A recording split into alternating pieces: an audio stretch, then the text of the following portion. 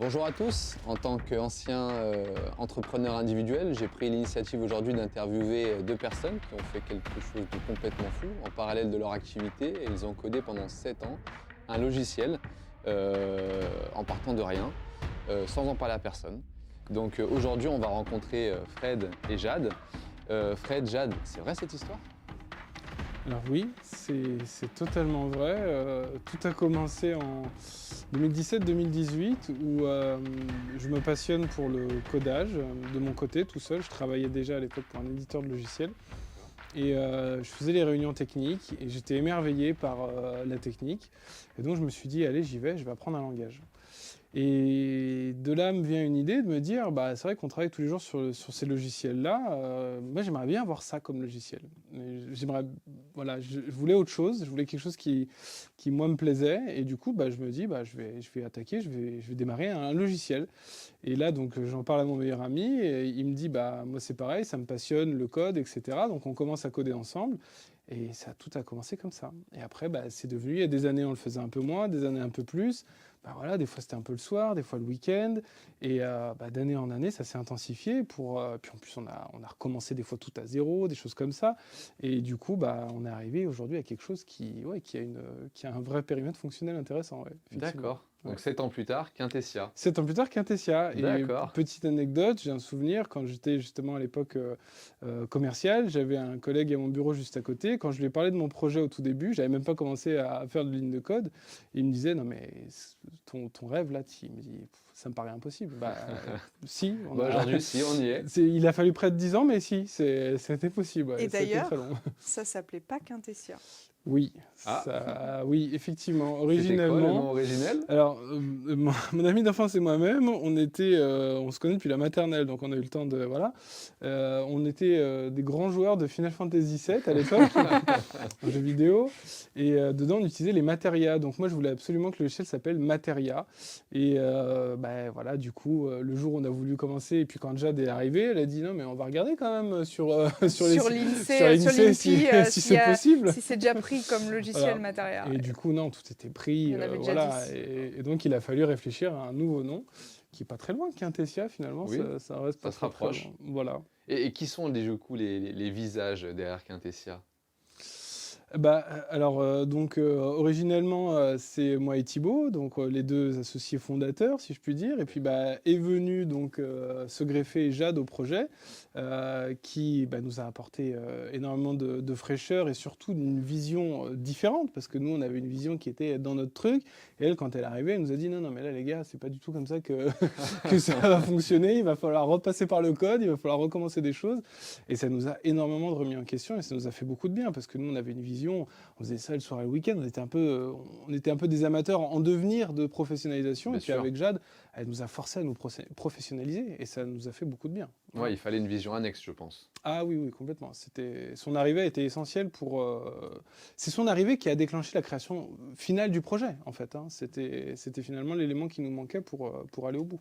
D'accord. Si je devais te donner une photo des cofondateurs de Quintessia, t'as Fred, c'est le visionnaire, il est là, il a des idées, il connaît le marché, l'édition du logiciel par cœur, il est là, on va tout éclater, et il est, voilà, il est à fond, il est motivé, et t'as Thibaut, tu vois un peu le prototype du hacker avec sa capuche et qui code la nuit là. C'est lui, D'accord. Ah ouais, c'est je lui. vois Il est là, totalement, ouais. il code la nuit, il est là, il est à fond, il est capable de taffer 12 heures d'affilée sans manger, sans boire, sans respirer des fois. Voilà. En apnée. Voilà, et il est incroyable et c'est vraiment beaucoup de choses reposent sur lui hein, parce qu'il est, il est extrêmement talentueux et du coup aujourd'hui, voilà, je fais un petit aparté, mais tu as toute cette vibe de vibe codeur justement, ils sont là avec l'IA et tout machin. Rien ne vaut un Thibaut. Rien ne vaut un Thibaut avec il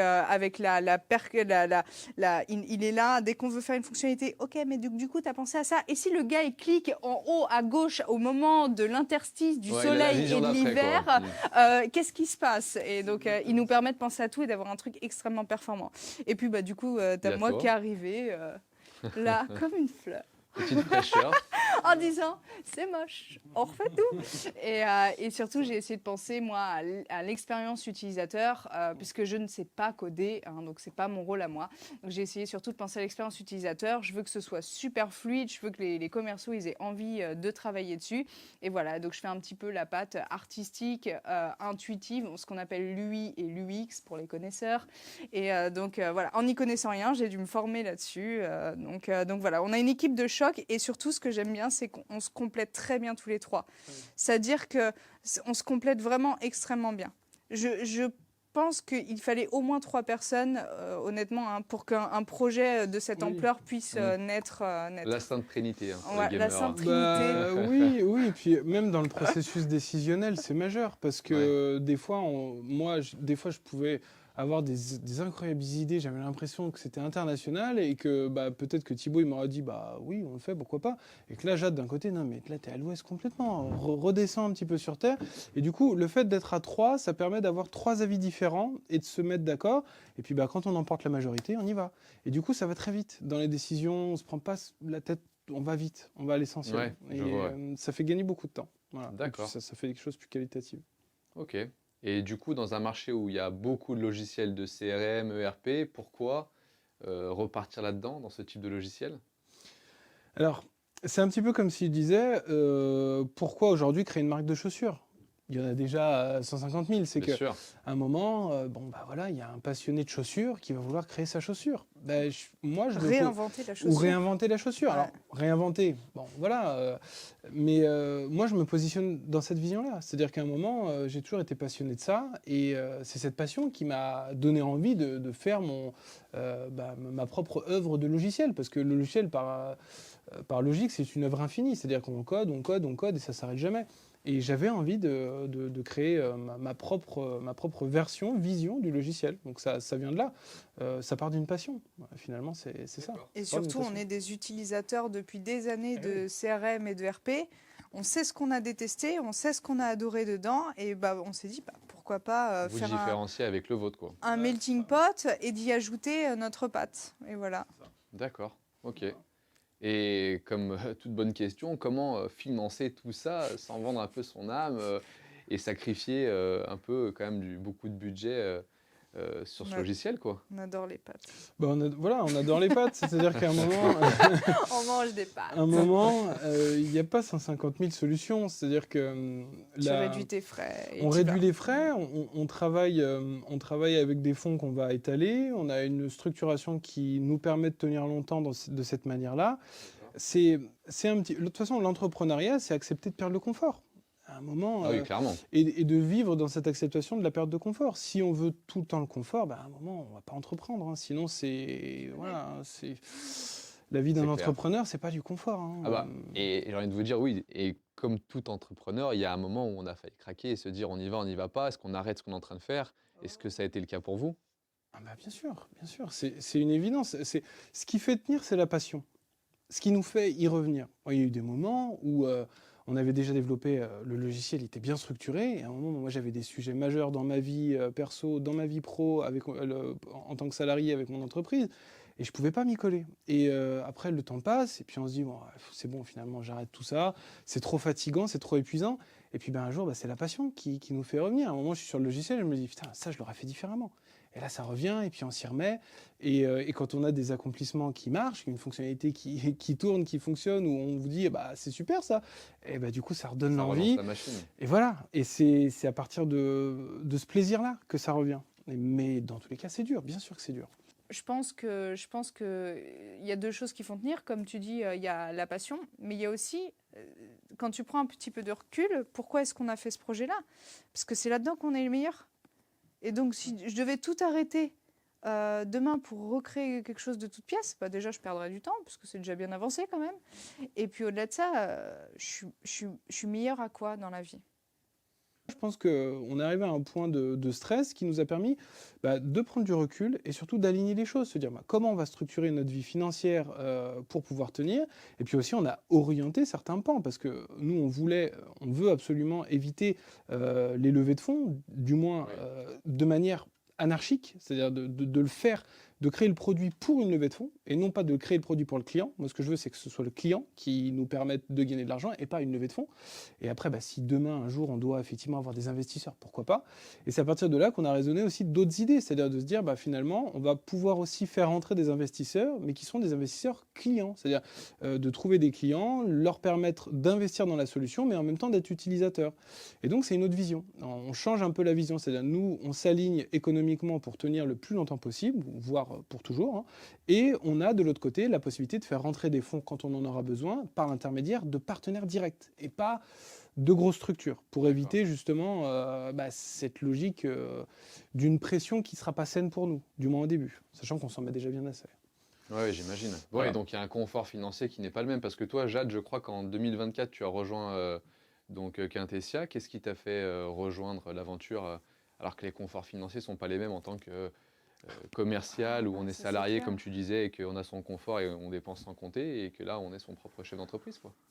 Déjà, si tu prends pas de risques dans la vie, tu t'iras pas nulle part. Mais je veux dire, plus le risque que tu prends est grand et plus le gain possible Bien est sûr. grand. Je suis pas tradeuse, hein, mais Oui. je pense qu'il y en a, tous les chefs d'entreprise ont vécu ce moment où tu te dis, tu te lances. Moi, j'avais déjà eu une auto-entreprise quand j'étais beaucoup plus jeune.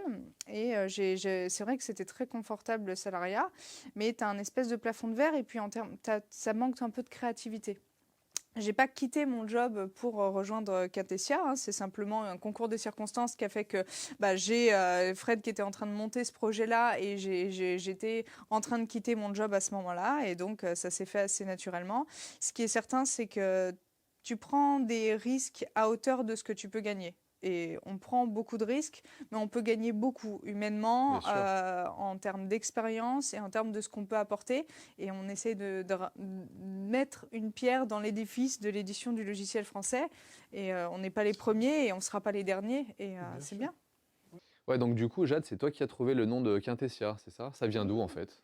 Alors, Quintessia, moi j'ai galéré à chercher un nom d'entreprise qui n'était pas déjà pris. Donc, il fallait partir de Materia. J'aimais bien le côté Materia IA dedans. Ce n'était pas du tout l'objectif à la base. Mais je me dis, potentiellement, si un jour on intègre des solutions d'IA dedans, c'est bien, il y a déjà le truc IA. Et puis, le côté un peu international du nom, Quintessia, ça fait Quintessia, tu vois, genre en espagnol, en italien, en anglais, tout ça, ça passe bien. Ok. Et pourquoi Quintessia? Parce qu'en fait, à la base, il y a un délire un petit peu, je vais pas dire spirituel, ésotérique, mais disons un côté, on essaie de faire quelque chose, on essaie de monter quelque chose, de créer, de créer notre petit édifice à nous. Et puis, du coup, on voulait être la quintessence du logiciel. La quintessence du logiciel. Ça Et vient de donc, là, je suis donc. partie du mot quintessence et j'ai dit, vas-y, qu'est-ce que je fais? Quintessence, Quintessia, et bim, et c'était trouvé. C'est Et en arrivé comme plus, ça. ça n'existe nulle part avec un C, ça n'existe nulle part, donc c'était parfait. Ça faisait Quintessia, CIA, genre les lunettes noires, tu sais, nanana, voilà. Non, ça s'est fait comme ça, c'était bien. Et C'était donc, très j'ai bien. appelé Thibaut, j'ai fait, ça te va? Il me dit, ah bon, on change de nom? Je dis, on est obligé parce que Matera, c'est déjà pris, ok.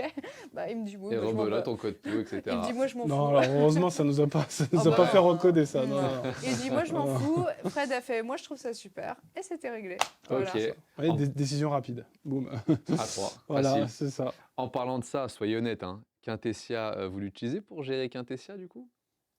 Ah oui, oui, bien sûr. Ah, complètement? J'ai besoin d'un CRM.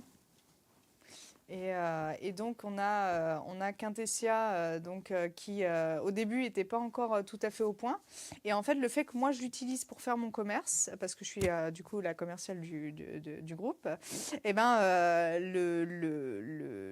le fait de l'utiliser au quotidien, il m'est arrivé plusieurs fois d'appeler Thibaut en pétard et de lui dire « Ça, tu m'enlèves ça tout de suite !» Donc, en fait, on a été nos Avec premiers... cette voix-là? Exactement, avec cette voix-là. Et lui, il me disait, dans 2 semaines, prends rendez-vous. Non, je rigole. Mais oui, non, le fait d'être la première utilisatrice, puis on a eu d'autres utilisateurs tests, mais en tout cas, d'être la première utilisatrice, quand il y a un truc qui me rendait fou, qui me rendait folle, où je me disais, bon, là, c'est sûr, moi, si en tant que commercial, je n'utiliserais pas cette page-là ou cette fonctionnalité-là parce qu'elle n'est pas assez intuitive, bim, on la recode direct. Et donc, ça a été une grande force de l'utiliser et on continue. Et je continue. Là, on est sur vraiment la finalisation du logiciel là, au moment où on parle. On n'a pas encore lancé officiellement le logiciel, mais là, du coup, je teste vraiment toutes les fonctionnalités. Et il y en a, je m'arrache les cheveux parce que ça a été pensé par des développeurs et pas pour un commercial à certains moments du développement. Et bim, et vu qu'on est super agile dans notre fonctionnement, bah bim, je dis là, les gars, il faut ça, ça, ça. Et Fred et Thibaut, ils vont être là. Ah, tu nous fais chier un peu quand même. Et non, si c'est pas comme ça, je ne vendrai pas le logiciel aux gens. Et ils n'ont pas le choix. C'est voilà. bien, ça nous oblige. Ça nous oblige à s'approcher de l'attendu que va nous demander le client, de toute Bien manière. sûr. Donc, je pense que c'est une bonne chose. Parce que pour toi, Fred, le tout en un, c'est un rêve ou une arnaque? C'est quoi la réalité? Non, alors, le tout en un, si tant est qu'il existe, parce que forcément, le logiciel peut être tentaculaire, il peut aller de partout, mais il y a forcément des fonctionnalités sur lesquelles il ne sera pas exactement à l'attendu de l'entreprise. C'est pas vraiment une arnaque, c'est qu'on on a eu deux phases. On est passé du tout en un à l'époque, qui était d'ailleurs le fameux ERP, et qui ensuite s'est transformé petit à petit en silo avec des briques fonctionnelles dédiées, puis finalement après des entreprises qui se sont mises à créer que sur des petits univers. Et donc là, on est arrivé dans l'époque du fameux best of breed, c'est-à-dire on prend le meilleur de chaque fonctionnalité par éditeur. Et là, on est en train de vivre le sens inverse, c'est-à-dire que l'histoire se répète, où les gens finalement se sont rendus compte qu'avec le best-of, c'est un best-of, c'est un Big Mac de factures à la fin. C'est-à-dire qu'ils vont se retrouver avec 50 factures de 50 éditeurs différents. Et donc là, on est en train de revenir en arrière, c'est-à-dire que maintenant les éditeurs récents vont à nouveau reproposer un périmètre fonctionnel plus large, mais ils vont optimiser. Ils ne feront pas les erreurs du passé. En tout cas, nous, c'est ce qu'on essaye de faire. C'est-à-dire qu'on ne va pas faire des énormes tentacules, mais on va, sur chaque fonctionnalité, aller chercher ce qu'il y a de plus pertinent. Et ensuite, si le client a besoin d'ajouts fonctionnels, tous les ajouts fonctionnels qu'on fera vont être intégrés au périmètre de base pour tous les autres clients. Donc voilà, c'est un petit peu la vision qu'on a aujourd'hui chez Quintessia. D'accord, ok. En parlant de vision, dans 10 ans, vous voyez où avec Quintessia? Aujourd'hui, ça c'est on va dire la vision claire sur le pilotage. On fonctionne sur une base de roadmap à 1 an déjà. C'est-à-dire dans 10 ans, ce que j'espère surtout, c'est qu'on ait toujours cette envie de servir le client avant tout. Qu'on soit toujours orienté sur le produit et sur la qualité du service qu'on propose. Moi, c'est surtout ça qui m'intéresse. Après, le reste, le chiffre d'affaires, la réussite, etc., c'est pas ça le sujet. Le sujet pour moi qui est majeur, c'est l'aventure. Non, mais bien sûr. Mais on le fait. Enfin, moi, en tout cas, personnellement, je le fais pour l'aventure, pour le plaisir que ça va m'apporter, pour la manière dont je vais pouvoir m'enrichir. Et je veux toujours garder cette âme à l'entreprise, la qualité, le service, la proximité avec nos clients, et essayer toujours de performer sur ce qu'on sait faire de mieux. Voilà. Oui, j'allais te le demander en plus. Ça, c'est les valeurs non négociables que vous voulez pour vos clients. Ah clairement, c'est-à-dire que... Être transparent avec eux. Ah oui. Être dans l'honnêteté, moi je trouve que c'est important aujourd'hui, à l'ère de toute façon d'Internet, des réseaux sociaux, tout se sait toujours. Donc si tu n'es pas quelqu'un d'honnête avec tes clients, ça se saura. Donc déjà, c'est au-delà d'être une valeur, c'est aujourd'hui indispensable. Et effectivement, ça fait partie de nos valeurs aujourd'hui. Et puis même, on aimerait traiter nos clients comme nous, on aimerait être traités comme clients, tout simplement. Ça. Pas comme des vaches à lait, pas comme... donc nous, on a vraiment une vision peut-être un peu utopiste. Peut-être. On verra si on arrive... S'il paraît gagnant avec cette vision. Si on arrive à être gagnant avec cette vision. Mais je pense qu'aujourd'hui, les gens, ils ont besoin d'honnêteté. Ils ont saturé du marketing. Ils ont saturé de toutes ces publicités où on leur promet monts et merveilles avec des produits. Aujourd'hui, on va leur dire, on fait des choses simples, on les fait bien et on vous accompagne là-dedans. Et si vous avez besoin de la moindre question, on est là pour vous. Et je pense que dans un monde où on est de plus en plus isolés les uns des autres, avoir un partenaire, au-delà d'un fournisseur ou d'un prestataire, un partenaire sur qui tu peux compter, c'est pas du luxe. Oui, et puis cette proximité et ce rapport au réel, c'est-à-dire qu'à un moment, un éditeur, pour qu'il puisse préserver sa qualité de service et sa pertinence, il faut qu'il soit capable de croître peut-être moins vite, d'être capable de refuser aussi, de prendre trop de clients d'un coup et préserver cette qualité. Et ça, c'est un enjeu majeur pour nous. C'est pas évident pour C'est une très start-up, difficile. bah Ah non, oui. mais c'est très difficile. Mais ça, pour moi, c'est un point très important. Il faut qu'on soit capable de refuser. Il faut qu'on C'est- soit capable de dire non. Et ça sera à toi de, ce sera à toi de dire De non. dire non, oui. Voilà. Il faut qu'on Mais soit capable. c'est surtout, c'est pour ça aussi qu'on a, voilà, on a eu cette idée, comme Fred en parlait tout à l'heure, de clients investisseurs. C'est-à-dire qu'on a Oui, cette c'est idée majeur. de dire, on cherche des clients qui vont, s'ils croient en notre produit, s'ils croient en notre truc, bah, ils peuvent mettre un billet sur la table, ils ont le logiciel gratuitement pendant X temps, et ils sont un peu associés de préférence, avec des actions de préférence pour la société. Ils peuvent en récolter aussi du coup des bénéfices, et bah, demain, c'est ça qui pourrait nous permettre, voilà, en période de croissance, de monter en étant plus serein. Donc voilà, si ça vous intéresse d'investir dans notre projet et que vous voulez être client Oui. investisseur, n'hésitez pas à nous contacter. Voilà, on ne demande pas des sommes immenses, hein, on ne demande rien d'ailleurs. Tout le monde est bienvenu, mais voilà, demain, si vous avez envie de participer à ce projet-là avec nous et d'avoir un logiciel gratuitement le temps de cet investissement, bah tant mieux, profitez-en. Voilà, C'est vous ça. savez ce qu'il vous reste à faire. Ça fera plaisir à notre expert comptable qui a passé beaucoup de temps à faire le montage, À faire les statuts. pour qu'on puisse le faire. D'accord. Et question un peu complexe hein, quand même, hein. Si demain vous deviez tout recommencer, qu'est-ce que vous changeriez? Rien du tout. Jade, Pour ma part. Jade a l'air Je perplexe. je me prendrais pas pour un génie à faire le premier front que je leur. Pardon, on va Ah parler oui. en. Ah oui, ça oui.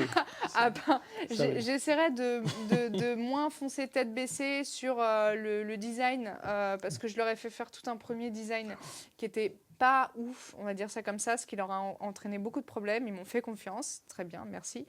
Mais du coup, une fois que c'était fini, j'ai fait ah, c'est moche, il faut recommencer encore. Donc j'essaierai de me former un peu plus au design de logiciels avant de foncer tête baissée et de me prendre pour un génie artiste, moi qui n'ai jamais rien peint de ma vie, quoi. Voilà. Mais moi, personnellement, même ça, je ne le changerai pas parce que c'est quand vous Ça allez prendre un mur que vous allez savoir comment ne plus le prendre après. C'est une fois que tant que le premier platane n'est pas arrivé, on continue à rouler à 290. Mais une fois que le premier platane est passé, là, on se dit ah, on va rouler essayer de les différemment. éviter les plananes. Et ben, c'est exactement ça. Donc c'est pour ça que je ne changerai pas parce que finalement, ce sont ces erreurs. Moi, c'est ce que j'ai toujours dit quand on a créé le projet. On va échouer. C'est le but même, hein, parce que c'est en échouant qu'on va comprendre comment réussir. Et du coup, ça a été clairement ma vision. Donc moi, non, je ne changerai rien. C'est exactement comme ça que ça devait se faire. D'accord. Bon, on va conclure cette parenthèse interview aujourd'hui. Est-ce qu'il y a un message que vous voulez faire passer à tous les entrepreneurs qui sont en galère ou qui ont besoin de logiciels pour leur CRM ou autre chose? Pour ceux qui sont en galère, je dirais reste pas seul, entoure-toi. Oui. Moi, je connais la stat, c'est une entreprise sur 3 ou une entreprise sur 2 dépasse pas les 3 ans. Alors, donnez-la moi en commentaire la stat parce que je me rappelle plus. Il me semble que c'est une entreprise sur 2 dépasse pas les 3 ans. Et oula, j'étais pas dupée. Et il faudrait couper ce petit oula. À couper les oula. Mais je recommence. Donc, je disais quoi une entreprise sur 2 dépasse pas les 3 ans. Et ça a l'air de faire peur comme ça, mais quand tu regardes la stat un petit peu plus profondément, tu te rends compte que c'est la majorité de ces entreprises, c'est des entreprises où les entrepreneurs, ils sont seuls, c'est des solopreneurs. Ils n'ont pas été accompagnés, quoi, suffisamment. Pas forcément même en termes d'accompagnement. Alors des fois, c'est pas toujours évident comme mariage un associé, mais par contre, être à 2, voire, moi je dirais être à 3 C'est une bonne pour base. s'associer, Ouais. c'est une bonne base. Parce que des fois, on perd pied. Et il y en a toujours un pour attraper l'autre ou les deux autres. Et entreprendre seul, c'est là où tu as le plus de chances de t'écrouler parce que tu n'as pas de soutien. Ouais. Donc, le meilleur conseil que je donnerais à des entrepreneurs qui nous regardent, c'est vraiment entoure-toi et entreprends pas seul. Et si tu es quand même auto-entrepreneur ou solopreneur, bah, entoure-toi, fais-toi conseiller. Et voilà. Et donc, il faut raisonner solution. Il y a une grande partie, moi, de ma carrière professionnelle où j'ai raisonné beaucoup problème. Ah, j'ai un problème. Ah, j'ai ça. Et puis, quand je me suis lancé dans le codage, je me suis rendu compte de quelque chose, c'est que, en fait, on finit par aimer les problèmes. Parce que, c'est ça. Donc, si on n'aime pas les problèmes, on va forcément souffrir. Parce que, de toute manière, un jour... Être chef d'entreprise, c'est qu'avoir des problèmes. C'est d'avoir des problèmes. Ceux qui gagnent le plus d'argent, c'est ceux qui ont le plus de problèmes. Donc, voilà, à un moment, il faut raisonner solution. Voilà, donc, si vous êtes chef d'entreprise et que vous souffrez, C'est normal. C'est totalement logique. Hein, Et vous êtes là pour les aider. Je suis totalement d'accord. Et si vous cherchez un CRM ou un ERP, achetez Quintessia. Voilà. Alors voilà, si vous avez besoin d'un logiciel, vous nous passez un coup de fil. On se fera un plaisir de vous aider. Jade, Fred, merci pour vos messages. Avec Merci plaisir. à toi de Merci nous à avoir toi. Et à interviewés. bientôt. À très bientôt. bientôt.